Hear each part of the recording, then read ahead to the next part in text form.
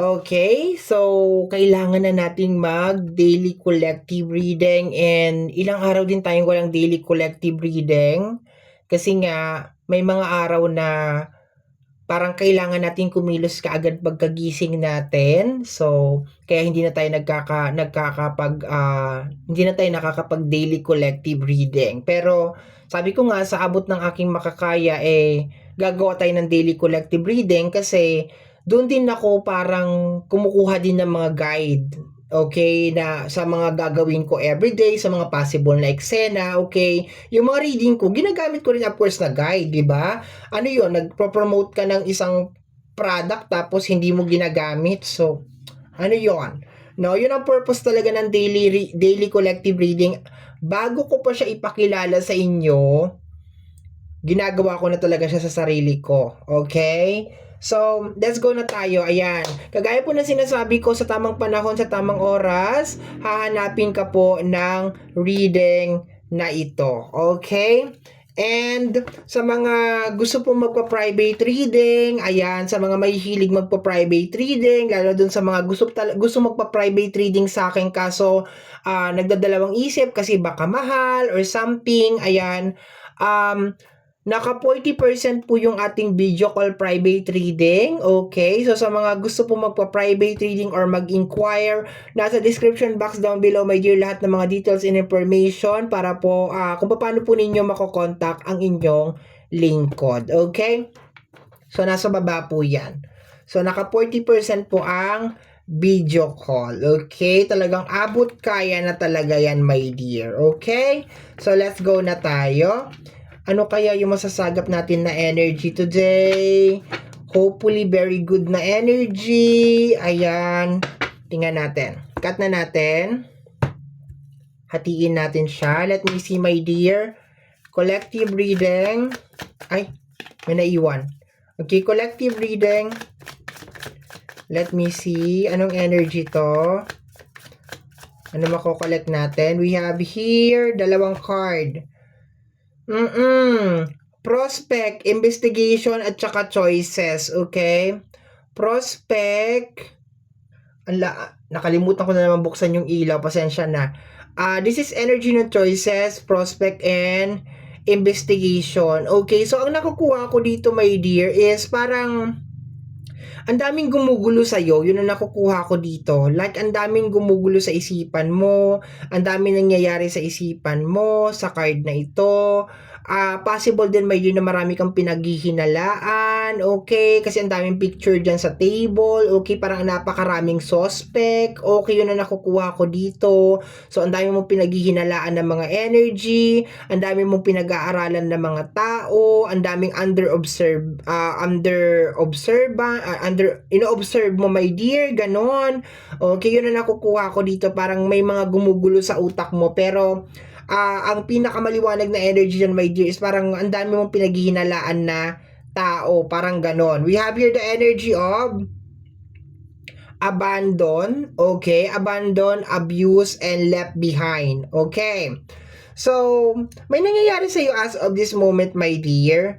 And based on the energy, ang nakukuha ko is parang nakukuha mo na parang they are all connected. Okay, parang baka actually kutob mo lang parang kutob mo, my dear, na parang they are all connected, parang magkakakilala sila, my dear, kasi parang isang bagsakan, my dear, parang isang alam mo yun, yung parang bigla ang naglaho lahat, parang ganon. Parang nakaplano yung pagkawala. Merong abandon na energy over here. Possible din na na-abuse ka, okay?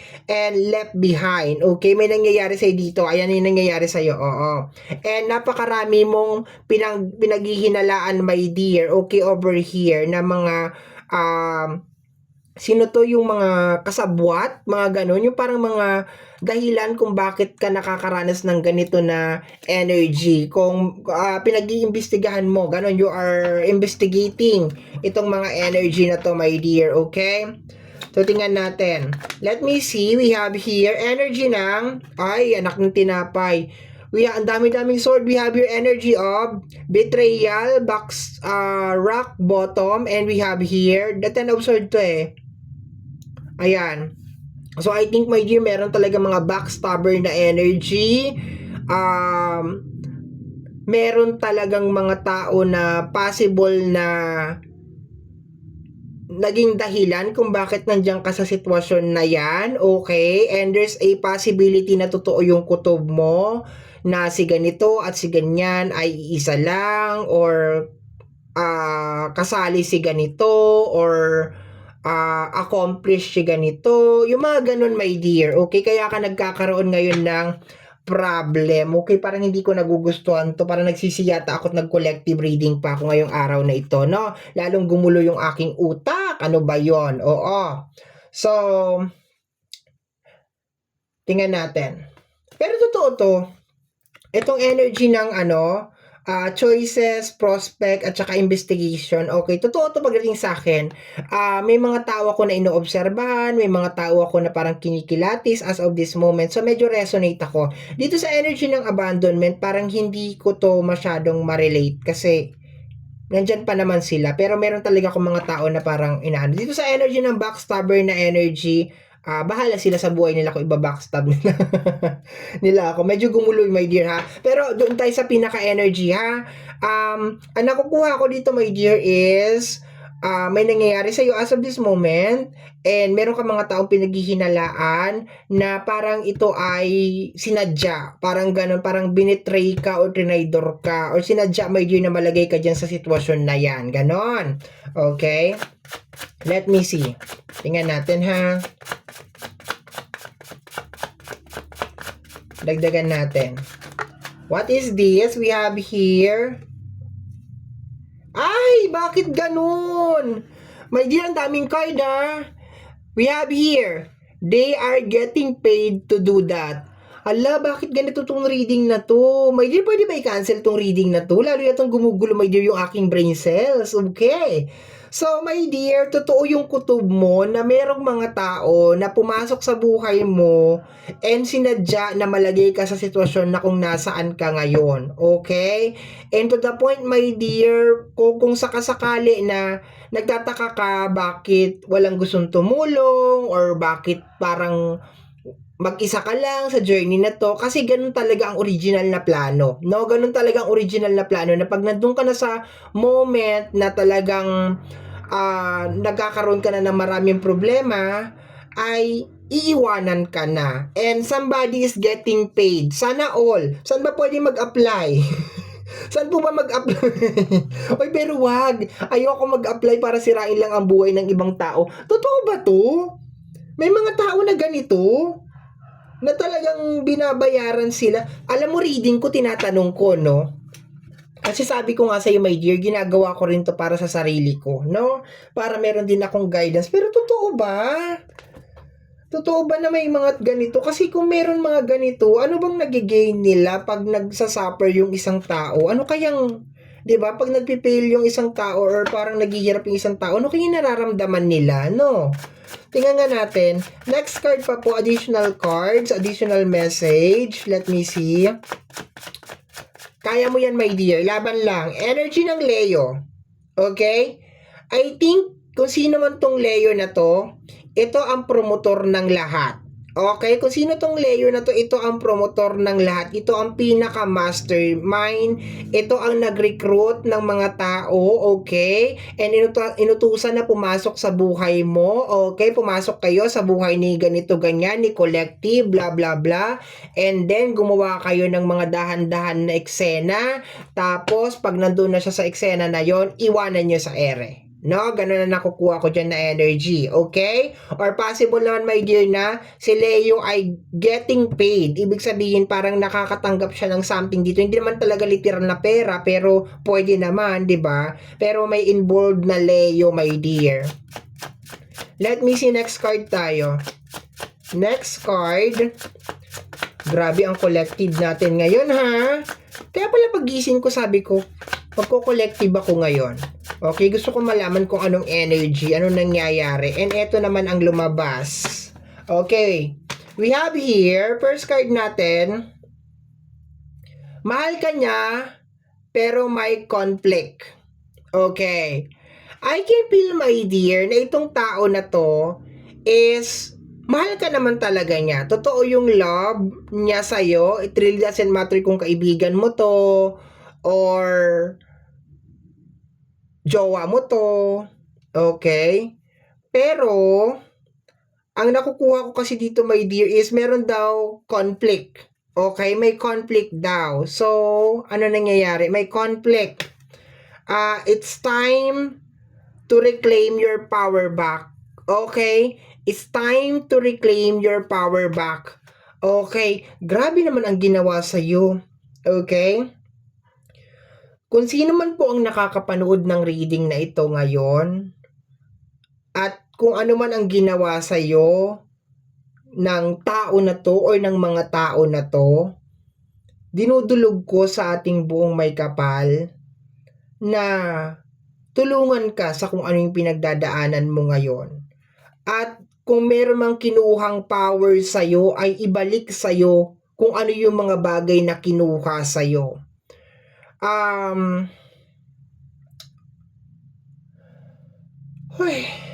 bigat. Stand up. Bumangon ka daw, my dear. Dito. Stand up. Bumangon ka. Okay. Bumangon ka. Masakit talaga to, my dear, kung minahal mo to. Kung minahal mo to tapos biglang ngayon nararamdaman mo na parang iniiwan ka sa ere or parang walang pakialam sa'yo, masakit to. Pero dito talaga ako na-curious sa energy ng they are getting paid. Talaga ba? Ano naman kaya nahihita mo dyan? Kung binabayaran ka para sirain ang isang tao, ano naman kaya ang napapala mo dyan? Malamang nagkakapera siya, no? Pero, bakit? Diba? Yun ang tanong ko, bakit? Let me see. Karmic message, okay? Lesson, nakalagay sa likod lesson, okay? Lesson learned to, my dear, okay?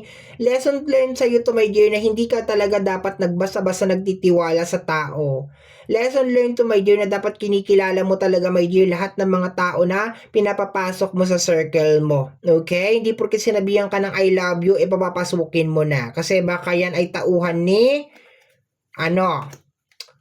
kung sino man, okay? This is, it's not me. Denial, not admitting the truth, okay? So, I think para maklaim mo yung power mo back is more on admitting, my dear, na nagkamali ka ng taong pinapasok sa buhay mo. Huwag mong i-deny, my dear, okay? Possible na mahal mo tong tao na to, pero i-admit mo, my dear, na possible, my dear, na nung dumating sa buhay mo yung tao na yan, gumulo ang buhay mo. Okay? Para maklaim mo talaga yung power mo back. Although yes, nanghingi na ako ng help sa ating buong may kapal na ibigay, my dear, yung mga bagay na kinuha sa'yo at tulungan ka sa current situation mo as of this moment. Pero, tanggapin mo, my dear, na nagkamali ka ng desisyon. Nagkamali ka ng tao or nagkamali ka ng mga tao na pinapasok sa buhay mo. Kasi meron talagang mga tao, my dear, na maski wala ka namang ginagawa sa kanila, basta mapagtripan ka lang talaga nila, eto ang gagawin nila sa'yo. Ibibetray ka talaga nila. Ibabackstab ka talaga nila. At gusto talaga nila, my dear, na ma-rock bottom ka talaga. Okay? Ibig sabihin, masaid ka hanggang sa pinakailalim. Yung maubos ka talaga. Okay? So, yun ang gusto nilang mangyari. So, itanggapin mo lang to, my dear, and i-consider mo to as a lesson learned, and you will be okay. Pero, I think, my dear, as the time goes by, napamahal na rin talaga sa itong tao na ito. Ibig sabihin, mahal ka na rin ng tao na ito. Yun nga lang, parang mission niya kasi talaga ito eh. Parang, ito talaga yung kanyang ito talaga yung kanyang gawain at kanyang tungkulin. Ito yung kanyang sinumpaan. Nawasakin ka at sirain ka, okay? Napaibigin ka at saktan ka, yung ganon. Or 'di ba? Kung ano man yung ginawa niya sa iyo. Pero hindi pa katapusan ng mundo, my dear, okay? Kung sa love man to, marami pa diyan. 'Di ba? Marami pa diyan. Masakit nga lang pero marami pa diyan. And matuto ka na, my dear, na maging mapangilatis next time, ha? Matuto ka na maging mapangilatis, matuto ka na parang aralin yung Alam mo yon, yung mga tao sa paligid mo, ha? Okay, let me see, my dear. Additional cards pa tayo. Okay. Parang nagsisiyata ako na ginawa ko ito. Lalong gumulo yung aking utak. Okay, we have here the energy of emotional mystery and matured wisdom. Okay? Ito ay nagiging journey mo, my dear, or ito ang nagiging daan mo, my dear, para maging si King of Cups ka. Kasi si King of Cups is talagang very matured yan, my dear, pagdating sa usapin ng kanyang emotion. Okay? So, ibig sabihin, kinakailangan mong pagdaanan to para madala ka, para matuto ka, at sa susunod ay hindi mo na ito gawin. Talagang tingnan mo na talaga ng mabuti talaga, may yung mga tao na papapasukin mo talaga sa buhay mo. Okay, so tingnan natin. Let me see. Okay. We have here the energy of you are the magnet. Okay. I think, my dear, kaya maraming, or sabihin natin, kaya ayoko sabihin nyo marami, may mga pumupuntir ka sa'yo, my dear, na mga energy because you have this magnet na energy. You have this very charismatic na energy na siguro maski wala kang ginagawa, maski nakaupo ka lang, okay, talagang na-attract mo talaga yung mga tao, okay, or baka meron kang money magnet, okay, baka meron ka talagang swerte or meron ka talagang wealth, my dear, okay. So, medyo palawakin ko lang to, my dear, kasi kung money magnet to, kadalasan, my dear, pag nakita kasi ng mga tao na parang meron kang money magnet, minsan gusto nilang kunin yun sa'yo para sila naman, sa kanila mangyari yung mga blessing, parang ganun. Totoo to, naniniwala ako sa ganito, my dear, ha? So, you are a magnet, although wala naman money dyan, pero there's a tendency na you are a money magnet or you are a magnet. Talagang dumidikit lang talaga sa iyo, my dear, yung swerte, or talagang lapitin ka lang talaga ng mga ganitong klase ng tao kasi you are a magnet nga, no? So, tingnan mo nga ng magnet, di ba? Pag nilagay mo yung magnet dyan, lahat ng bakal didikit, okay? So, tingnan natin. Next card natin is ongoing investigation. Okay, talagang pinag-aaralan mo talaga, my dear, kung sino talaga ito. No, nakakaramdam ka talaga ng something wrong. Na parang si ganito at si ganito ay connected. Or si ganyan ay si ganon. Malaki ang posibilidad, my dear, na tama ka. Tama ka sa hinala mo na lahat sila ay konektado. Lahat sila ay isa-isa. Simula doon sa tindera sa ganito, hanggang sa ganito, hanggang siya nag-offer sa'yo ng ganito, hanggang sa ganyan. They are all connected. O, di ba? Pinagulo ko pa ang utak ko ngayon. Ngayon magkakaroon na ako ng anxiety pag lalabas na ako. Sige. Hindi ko pa alam minsan kung nakakatulong ba tong daily collective na to or hindi. Okay? Wait lang. Malulobat na naman yung cellphone ko. Kaya, chinarge ko muna. Okay? Actually, yung mga ganitong reading nakakatulong naman talaga sa akin kung kukunin ko lang talaga yung mga positive. Kagaya nito, stand up, bumangon ka daw, okay? Just in case meron nag-betray sa'yo, or meron mga tao na inabandon ka, bumangon ka. Okay, so ganyan, kinukuha ko yan. Tapos, learn from your lesson. 'Di ba yung mga tao na pinapapasok mo, yan, kinukuha ko yan. Itong you are a money magnet, ito possible to. No, possible talaga to. No, yung mga ganyan ang kinukuha ko dyan. Pero meron talaga mga nakaka-resonate talaga dito ng 100%. Pero dito parang siguro kung makaka-resonate ako sa reading natin ngayon, siguro mga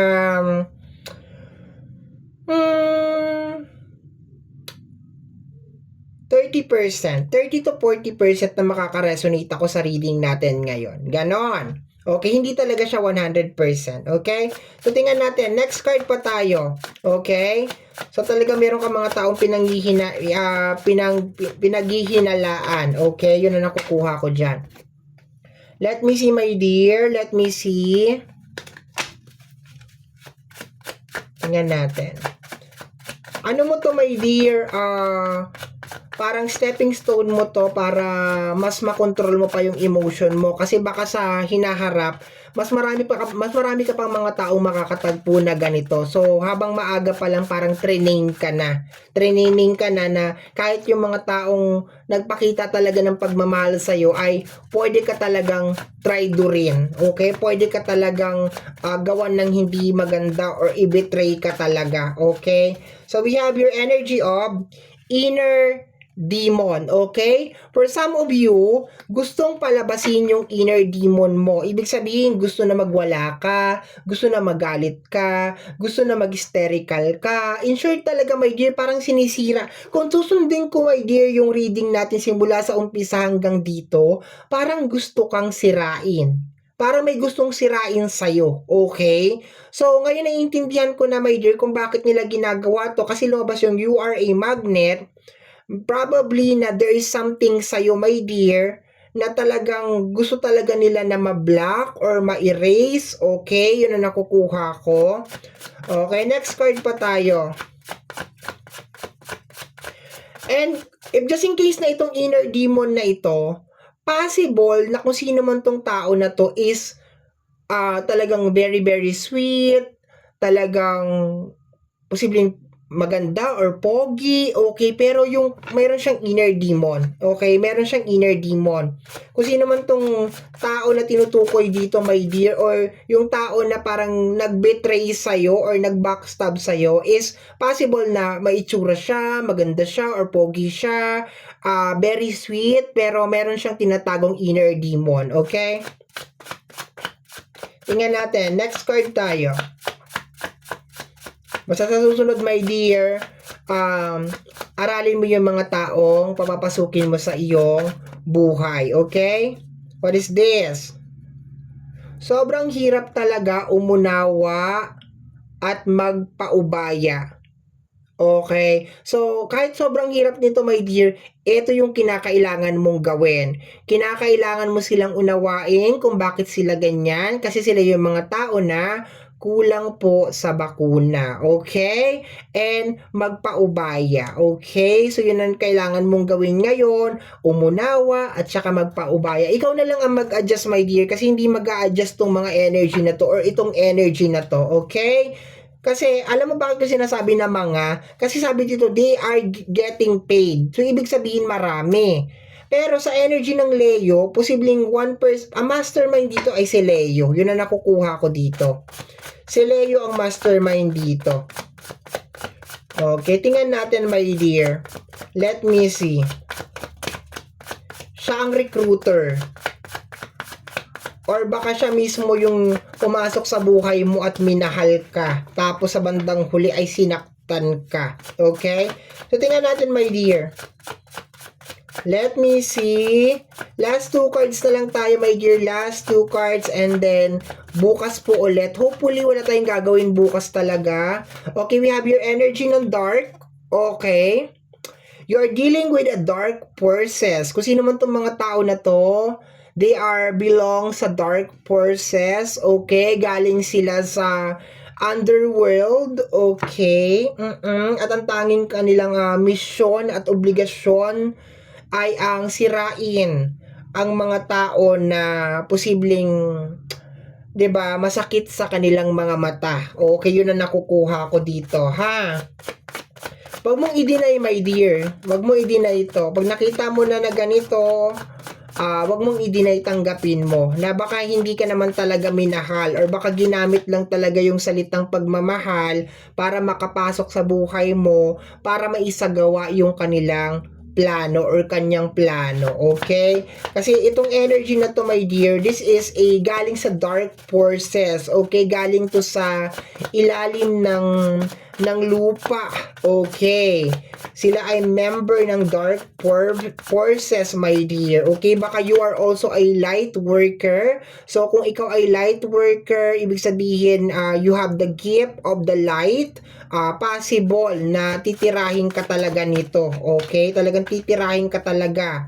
We have here, okay, unfriend. Okay, unfriend. I-unfriend mo na, i-block mo na, wag mo nang i-entertainin, mag-move on ka na. Sabi ng card natin, stand up, okay, and it's time to reclaim your power back. Wag mo silang hayaan na manalo kasi sa mga oras na to, my dear, naghihintay na yan sila ng result. Okay, para yan silang nasa may sila talaga, okay, sila or niya, okay, sila or siya, okay, para yan siya nanonood ng TV ngayon and then tinitingnan niya kung ano yung mga susunod na eksena, kung magwawala ka ba, kung mag-hysterical ka ba, or sisirain mo na yung career mo, or 'di ba, kung ano yung gagawin mo, my dear. So please don't do something stupid. Sabi ng card natin, stand up, learn from your lesson, claim your power back. You are a money magnet